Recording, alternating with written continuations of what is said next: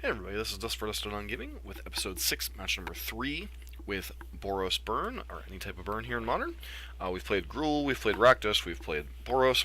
This particular list is brought to you by one of our viewers, Nathan Lord. It's kind of an amalgamation of the Rakdos lists and the typical Boros lists. Eidolon's been moved to the sideboard. We're running Lay at the Stage and Skewer the Critics as spectacle cards. Boros Charm is replacing Bump in the Night in this particular list.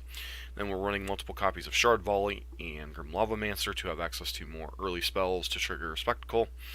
You're running 19 lands because you're running a little bit lower bit double spell count or double mana cost count. You know, a lot of the regular traditional Boros lists had 12, 16, 2 mana spells. This list is typically running. These are basically 1 mana spells when your deck's doing what it's supposed to do. So lowering the curve, it's okay. I think it's okay to cut a land in a lot of spots, although it does bring up some awkward situations with Shard Volley. Beyond that, in the sideboard, Rest in Peace for graveyard decks, you've got Path to Exile and Searing Blood for creature decks, Skull Crack for any type of life gain, and when you need to bring additional spells against heavily controlling decks. Eidolon of the Great Revel, pretty good against Control, pretty good against Phoenix, pretty good against a Shadow. There are some other matchups, Storm and such is pretty good against. There are some matchups like Tron and some other stuff where it's not particularly good. And the fact that you're trying to chain through your deck with Skewer the Critics, and you'd be damaging or not Skewer the Critics, Lay up the Stage, and you'd be doing a lot of damage to yourself. Moving the Eidolon to the sideboard might be the correct move here. And then Cindervines, pretty good against anything, a lot of which Eidolon's good against. Decks like Is it Phoenix, decks like Control decks, Storm, etc. While also giving you utility against things like Leyline of Sanctity, Hardened Scales decks, Bogle's decks, Chalice of the Void, etc. So, pretty flexible card. I think this card might actually be worth going back and splashing again in my own personal lists. I'd kind of gone away from any type of cards that were like Destructive Revelry or Wear Tear effects, because the only card I truly had cared about was Leyline, but now Chalice is making it back into the format, and I think it might be worth running a one of or a couple Cindervines on the sideboard just to have outs in those particular situations. So, and having an onboard disenchant effect does create some interesting situations and gameplays. So, this has been Dusk for Dust on Gaming. Don't forget, if you like what you're seeing on the channel, don't forget to subscribe, give us a thumbs up, and leave a constructive comment down below. Let's hop into match numero tres. Some things I like about this list, some things I don't. I'm not a huge fan of Shard Volley. I never have been and probably never will be. Beyond that, 2 Grims in the main, I think that's perfectly fine. Light Up Stage, very good card. Skewer the Critics obviously has kind of shined. I think most people have come to agree that Skewer the Critics is the better of these 2 cards overall. Light Up the Stage, while it does help get you through your deck, might be better in something like the Mono Red Phoenix deck. I think if I would run this configuration, I'd probably go down 2 copies of Shard Volley and run Forked Bolt instead. Maybe leave like a 1 of Shard Volley in the deck. But like I said, I'm a huge non-fan of this deck. So I'd probably run Forked Bolt over like some number of these Shard Volleys, just to allow you to, take out a Mana Dork, do one to your opponent's face, trigger Spectacle. I know the efficiency isn't quite as good, but I'm still not a huge fan of Shard Volley. This is one of those awkward hands. Still think we keep, especially on the draw, but this is definitely an awkward hand, and it looks like we're probably up against rock, so alright, maybe not. Looks like we're up against some variants of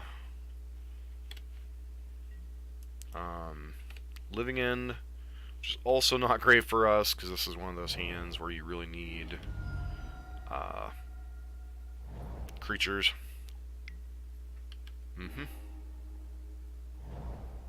Yep. Confirmed, definitely up against Valakut.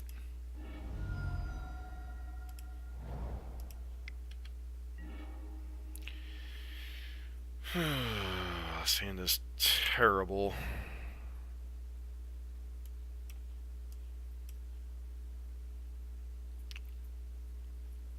Yeah, I mean, we got a pass here. no plays on turn 1, 2, or 3 just feels absolutely terrible for burn.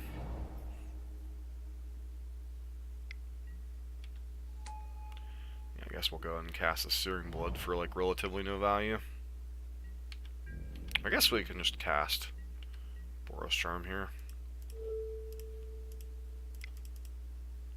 There's a good chance our opponent will just leave this in play.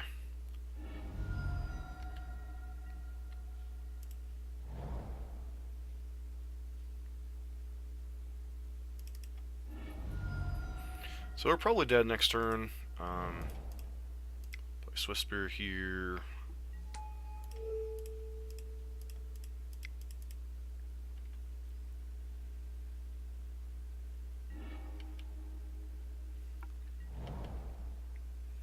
It's 1, 2, 3. Ironically, our opponent is a little bit down on...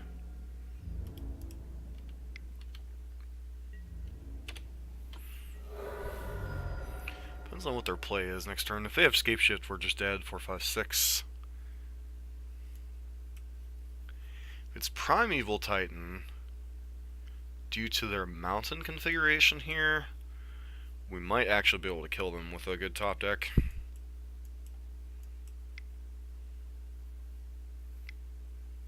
It looks like they just have a prime time. Only have a prime time.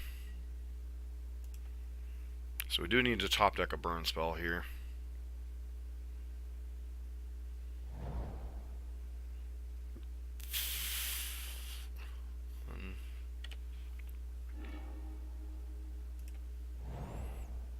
I mean, technically this qualifies.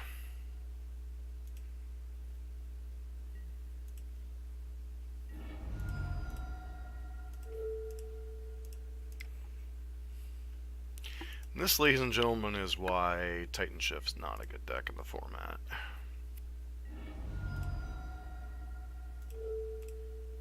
I mean, it's reasonable, but, you know, they had one of their turn 4 nut draws and still died. So they specifically had to have Scape Shift there to kill us, and we got lucky to top deck a spell. Gonna bring in Skull Cracks, gonna bring in Path to Exile. Path to Exile, definitely one of the more contentious cards in the matchup. Most people don't like to bring it in because you're ramping your ramp opponent. I understand that, but sometimes you gotta clear their blockers out of the way. Searing Blaze, not that great in the matchup. Some consideration for Eidolon. Cindervine's really not good enough here, unless they happen to show us like a Chalice or something, which their deck could certainly afford to run Chalice for 1. Beyond that, let's just try to go as fast as we can and kill them. A little bit of interaction for Obstinate Baloth.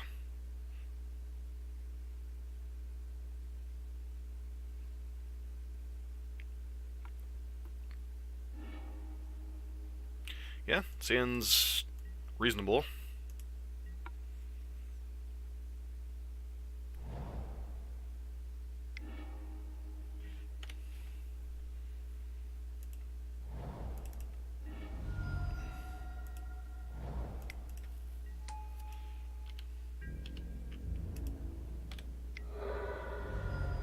This is one of those hands that if they don't interact with our Swift Spear, they could be in a lot of trouble.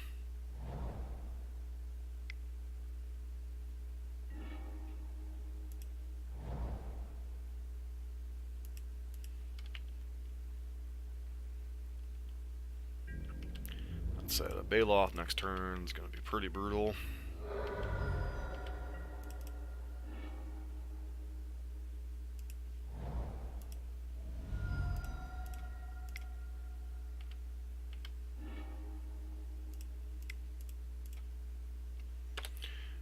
Next turn could be a lot of fun.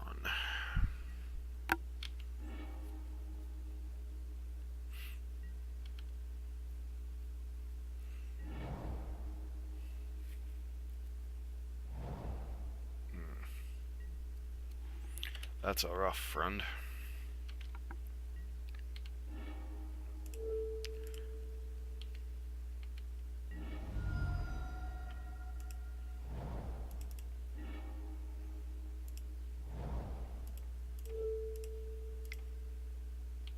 Using a bolt to play over the top.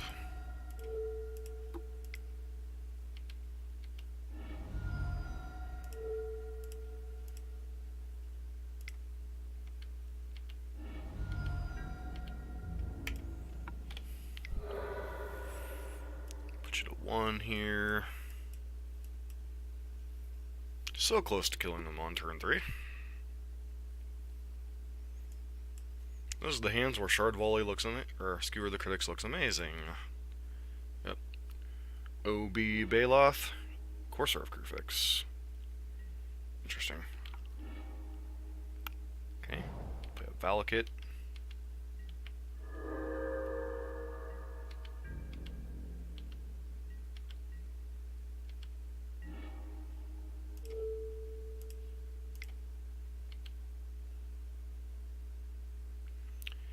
And GG's. So, see, that was it's kind of funny.